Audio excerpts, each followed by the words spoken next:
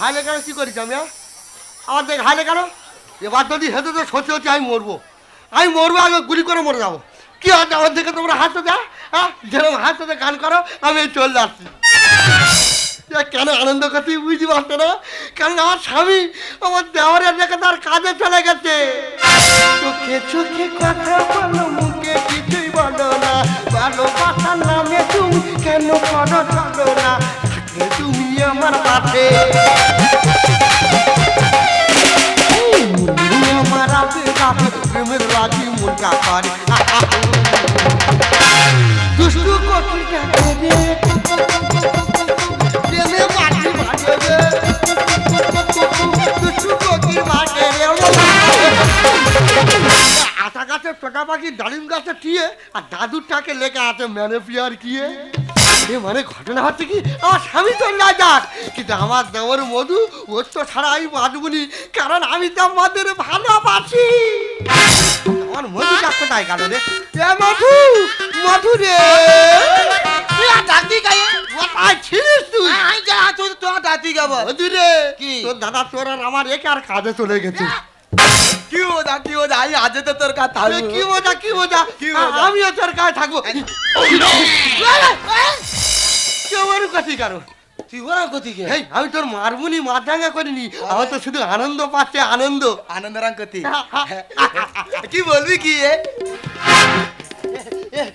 মধু ঘর তো খালি এই তাহলে একটা খাবো কি রে কিস ইস তুই ইউজ করলি কেন তো মুখে কি গন্ধ তা তোর কোন কালার পছন্দ আমার তো হলুদ কালার পছন্দ ওই জন্য করে মধু এক সপ্তাহ দাঁত মাজিনি ও হলুদ করে রেখেছো সেন্টটা কেমন ছেড়েছে বডি স্প্রে এই যা মধু এই সেন মেরা তুই যদি কোনো মেলায় গেছি মেয়েরা ঠাকুর দেখবে না তোর জড়িয়ে ধরবে দাদা যেখান থেকে আমাদের বাড়ি বউ হয়েছে কোনোদিন শাঁকে ফুঁক দিতে পারলো না শাঁকে ঠোঁট দেবে কি তার আগে দাঁত লেগে যাবে তুই ভেতরের কথা জানি না ওসব কথা বলিনি তুই বল হ্যাঁ আমি বলি আর তুই পাড়াময় করো না আমি কারাকে বলি তুই বল বলবি নি তো না তোর ভালোবাসি বলে বলছিস বলবি নি প্রমিস কর না পাই বলবো জানি মধু ওসব কিছু নয় এই যে আমি বিরাট শাক বাদা দিবা বুঝলি মধু তাই যে নতুন বিয়ে হয়ে গেছে তা সবাই বলে দেখ গ্রামেতে নতুন শাক বাঁধানো প্রতিযোগিতা হচ্ছে তার নতুন বউ তা তোর বউটার নামটা দে ভালো কথা নাম দিয়েছে রে মধু তোর দাদা নাম দিতে তা আমি গিয়েছিল যাই আজ বলে ঘোমটা টেনে গেছি বুঝলি মধু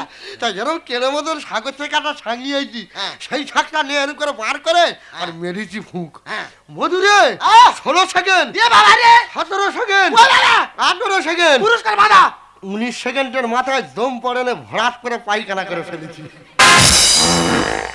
এই তো নোবেল পুরস্কার জয়িত না রে মধু সে লজ্জায় আর সেখান থেকে শাকে আর হাত দিইনি রে মধু ওই জন্য শাকে হাত দিইনি শোন এক কাজ কর এসব কথা কারো কারো বলবি না বুঝলি না কারো বলবো নি তুই এক কাজ কর তুই থাক আমি বাজারটা সেরে আসি আমি তো সব বাজারে যাবো রে বোকা ছেলে নাকি বাজারে আমি তো সব যাবো যা মধু এই প্যান্টটা ঘুরে পর প্যান্ট ছেড়া জয় বাংলা দেখা যাচ্ছে এ বাবা প্যান্ট ছেড়া জয় বাংলা দেখা যাচ্ছে প্যান্টটা ঘুরিয়ে পড়বো হ্যাঁ তোমার কথা শুনে প্যান্টটা ঘুরিয়ে পড়িয়ে এক্ষুনি সোনার বাংলা দেখা যাবে ওসব জিনিস তো দেখাতে হবে না একটা কথা বলো কি হাতটা কি সুন্দর লাগছে মিষ্টি হারে কি আনে কোনোদিন স্বপ্ন দেখেছি তোর স্বপ্ন দেখি তো আমি সেবার তোর স্বপ্ন দেখতেছি তুই জানো আমার পাটি চুম খেয়েছি তো দাঁত লেগে আমার পাটি 7-8টা সেলাই পড়ে গেছে স্বপ্ন দেখেছি তোরটা শুধু 7-8টা পড়েছে আর তোর দাদা বেশ দিনকে আমি পানের পাতা এরকম করে বসে আছি বুঝলি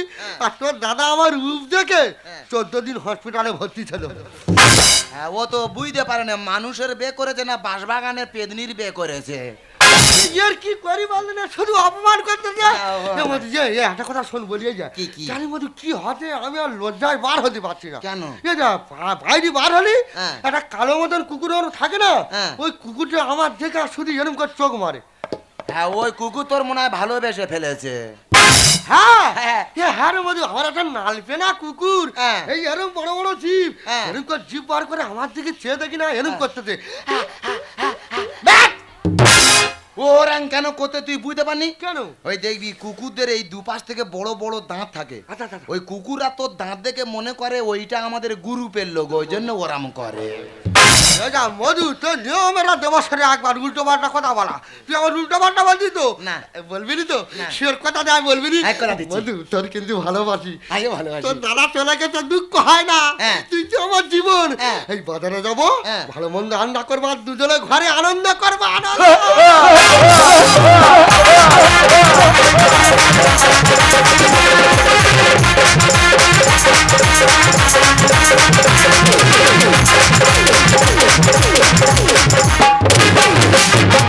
আমি পারি না আর পারি না, আমি কেন মরি না, ভগবান কি চেনে না আমার গো, আমি পারি না আর পারি না। আমি হয়তো দুদিন পরে মরবো, আগে বলে কি ক্ষতি, এ দুনিয়ার তামাশা বুঝলাম না রে একরতি।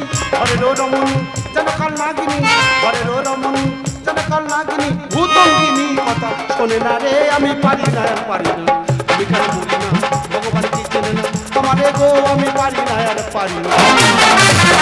দাদা আমার সর্বনাশ হয়ে গেছে। আমার ভাইয়ের কাজ, আমার বউটাকে আমি বাইরে কাজে গেছি, সেই ফাঁকে আমার গ্রামের লোক ফোন করে বলতেছে আমার বউ আমার ভাইয়ের সঙ্গে জুটে গেছে। বলে এই খবর শুনে কেউ থেকে সেখানে থাকতে পারে, আমি সেখান থেকে বিনা টিকিটে চলে আসছি। আমি আমাদের প্রধানের ফোন করেছি, এই প্রধান এসে কি বিচারটা করে। সকাল থেকে ফোন করছিস, কি হয়েছে বল? সর্বনাশ হয়ে গেছে। কি হয়েছে বল? আমার ভাই আমার বউয়ের সঙ্গে জুটে গেছে। ওমা কি কথা? তার সব কথা ডাক ডাক ডাক, সকালটা খুলে তাড়াতাড়ি ডাক তো ডাক। এই তুই এখন কোথায় ছিলি? এই, আমি তো মধুর সঙ্গে ছিলাম। আর পাড়ার লোক কি বলতেছে? কি বলেছে? এই তুই যেন ভাইয়ের সঙ্গে জুটে গেছিস। পাড়ার লোকেই বলেছে। হ্যাঁ? ও তো ঠিক বলেছ তো। হ্যাঁ। তোমার মতো কমবের ঝাড়সা থেকে কি আর না থাকাই কি? এই 10 বছর বিয়ে আছে, তুমি আমায় কিছু দিয়েছো? তুমি আমার যেটা পারোনি 10 বছরে দিতে, মধু আমার সেইটা দিয়েছে। ও এই দুদিনই মধু আমার যে আনন্দ দিয়েছে, মধুর কথাই বলি, আমার যেখানে আছে তোর দাদার হইতে দিছি। এই তো আমি মধুর ভরা কথা ছাড়াবো, তুই কি মনে করছিস? এই, তুই কি মনে রাগারাগি করি না, ছেড়ে দে, আরে আরে এই, আচ্ছা কি মনে করছিস? তুই বৌদি মাটি গায়ে তা মারগুলি কি করবো? বৌদি আ জীবনে জীবন রে। ইয়া মধু, দেখ তোর সামনে তোর দাদা পিঠের চালা আমার জন্য জিগি তো বলা বাধা। এই মধু, এই তোর নাম সব কি কথা শুনছি? এ বৌদি বৌদি রে ভাতার মারিয়েছে। যত বড় মুখ না তত বড় কথা, গাল ফাটাবো জানিস? ও তো ঠিক বলেছে। হ্যাঁ? তুমি তোমার প্যানোনাথের মাথা খেয়েছো বলে ভাতার মারি বলেছে। মাগো আমি একটা প্রধান লোক, তো এতগুলো লোকের সামনে অপমান করা ঠিক হচ্ছে? আজকে অনেক কথা উঠে যাবে, এখান থেকে উত্তর দিয়ে যাব। আমি কেন মারলাম? আমার যখন প্রথমবারের পর দ্বিতীয়বার বিয়ে হলো, একদিন আমি আর আমার স্বামী রাতে বাড়ির মধ্যে ঘুমাচ্ছি। সেদিন আমার বাড়িতে কেউ নেই, বাইরে বৃষ্টি হচ্ছে, হঠাৎ আমার স্বামীর সাপে কামড়ালো। তা বাড়িতে কেউ নেই, বাইরে বৃষ্টি হচ্ছে, আমি একা মেয়ে মানুষ কি করবো গো? আমার মাথায় একটা বুদ্ধি এলো, বিষ মাথায় উঠে যাওয়ার আগে আমি তার গলায় দড়ি বেঁধে দিলাম। ও মা, বিষ কি মাথায় উঠবে, তার আগে সে তো মরে গেছে। মানে সাপের বিষে মরেনে, গলায় দড়ি বেঁধেছে ওই কারণে মরেছে। এ মধু, হ্যাঁ। যে সাপ কামড়েছে তার কি বিষ? হ্যাঁ। তার থেকে এই বুড়া সাপটার তো বেশি চুপ বিষ। করো। দাদা আমি বিচার কার কাজে দিচ্ছি গো? আমাদের প্রধান তো ভাতারের মাথা খেয়ে বসা আছে। সেই এই বড় বড় কথা না বলে কি বিচার করতে হবে সেটা বল। প্রধান কি বলিস না, তুমি জানো আমরা দু ভাই, হ্যাঁ। আমার সংসার থেকে আমি আর ভাইকে আলাদা করে দিতে চাই। ভালো কথা। তোদের ক বিঘে জায়গা জমি? 2 বিঘে। 1 বিঘে তুই নিবি, 1 বিঘে ও দিয়ে দিবি। পরে থাকলেই বাড়িটা মাঝখান থেকে পার্টিশন দিবি, একদিকে তুই তোর বউ থাকবি, একদিকে ও থাকবে। ও আনবে ও খাবে, তোর আনবি তোরা খাবি। আর একটা বক্তব্য আছে। আবার? ও তো বাবার টাকায় বে করছে, হ্যাঁ। তাহলে বাবার টাকা মানে আমার হাফ ভাগ আছে। অবশ্যই। বৌদি হাফ ভাগ দিতে ওকে হবে। মার। এই, তোর ভাগ নেওয়া ছাড়াবো, তুই কি মনে কর? কি মনে করেছে কিনা বল? কি মনে করবে কি? তুই কারো বাড়ি আছো? আমি মধু সঙ্গে থাকবো, আমার মধু সঙ্গে থাকতে দেয় না।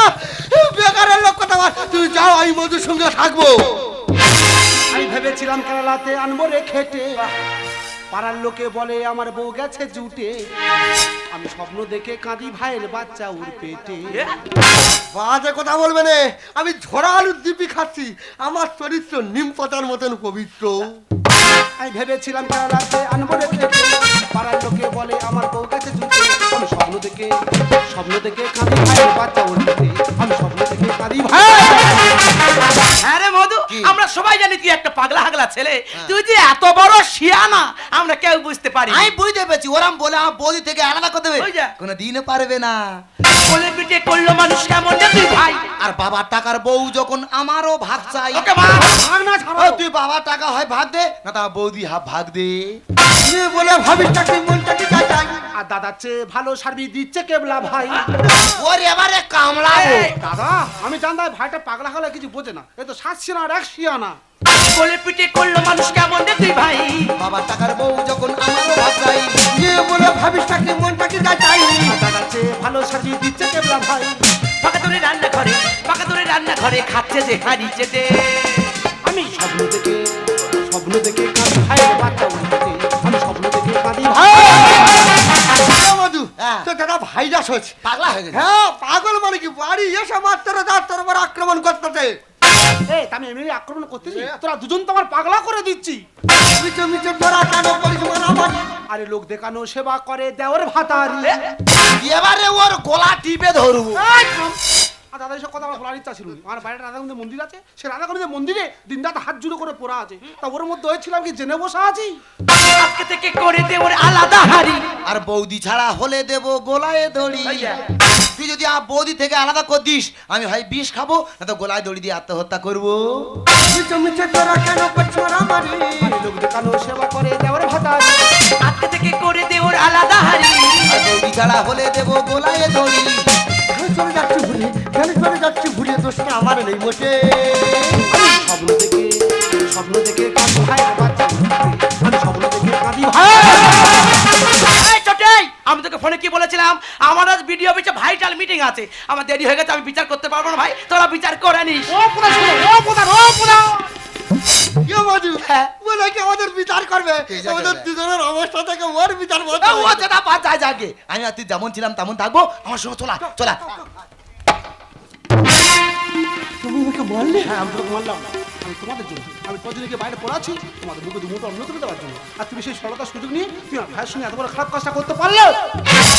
ঠিক আছে, তুমি যখন মন আমার ভাইকে বেছে নিয়েছো, তোমার ভাইকে নিয়ে থাকো, আর আমি সংসার থেকে চিরজীবনের জন্য বিদায় নিলাম। এ তুই যা, ও যেখান থেকে খালি বৌদির মাতে কেন, তুই দুটো ভালো মন্দ কথা বলতে পারি না? এ বৌদি বৌদি রে, ও যা যাকে। আমি আর তুই যেমন ছিলাম তেমন থাকবো। আসো চলা, তুই আসো, আমি তোর দেখবো। আয়, আয়, আয়। তুমি কোন চোখে দেখিস? ছোট লোক কোথাকার। ওরে ছোট্টবেলা থেকে আমি তোকে কোলে পিঠে করে মানুষ করেছি, আর আমার দিকে কোনো জনে তাকাতে তোর একটু বিবেকে বাঁধলো না? তুমি তো কাজে গিয়েছিলে, বলেছিলে ওগো আমরা তো নিঃসন্তান, আমাদের কোনো সন্তান নেই, মোদিকে সন্তানের মতো দেখো। আমি তো মোদিকে সন্তানের মতো দেখছিলাম, আর বাড়িতে ফিরে এসে গ্রামের মানুষের কোনো কথা শুনে, আমার কোনো কথা না শুনে আমার চরিত্রের উপর গালি দিলে। মধু, গ্রামের মানুষ তোকে খারাপ বললে আমি কিন্তু তোকে কোনোদিন খারাপ বলতাম না। আমি নিজের ছেলের মতো দেখেছিলাম, আর তুই কি আসছিস মধু? আমি তোকে সহ্য করতে পারছি না মধু। চোখে থেকে চলে যা মধু। তুই আমাকে কোন চোখে দেখিস? মায়ের চোখে দেখি, চোখে দেখি। মা, মা মারা যাওয়ার পর থেকে তুমি তো আমাকে কোলে পিঠে করে মানুষ করেছো। মায়ের স্নেহ, মমতা, ভালোবাসার সব কিছু তুমিই দিয়েছো। আমি জানতাম এই পৃথিবীতে সবাই আমাকে ভুল বুঝলেও তুমি কোনোদিন আমাকে ভুল বুঝবে না। আজকে সবার মতো ভুল বুঝি আমাকে বাড়ি থেকে চলে যেতে বলছো। বেশ, আমি তোমার কথা মতো বাড়ি থেকে চলেই যাচ্ছি। তবে যাবার সময় একটা কথা বলে যাচ্ছি, এই পোড়া মুখটা নিয়ে তোমার সামনে এসে আমি কোনোদিনও দাঁড়াবো না। তুমি আলোরি প্রদীপ জেলে আমার মায়ের মতো এলে। আলোরি প্রদীপ জেলে আমার মায়ের মতো এলে। তুমি যেন সেই চিরদিনের দুঃখিনী সেই মা। তোমার চোখে দেখেছি যে মায়ের স্নেহ ছায়ায়, এমন মধুর মাকে আমি কোথাও পাবো না। মাকে আমার মনে পড়ে না। তুমি আমার মা, তোমার চোখে দেখেছি যে মায়ের স্নেহ ছায়ায়। চোখে দেখেছি যে মায়ের স্নেহ ছায়া।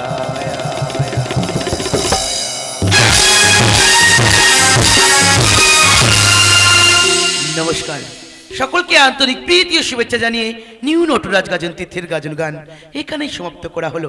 শুভরাত্রি। তবে আপনারা কেউ যাবেন না,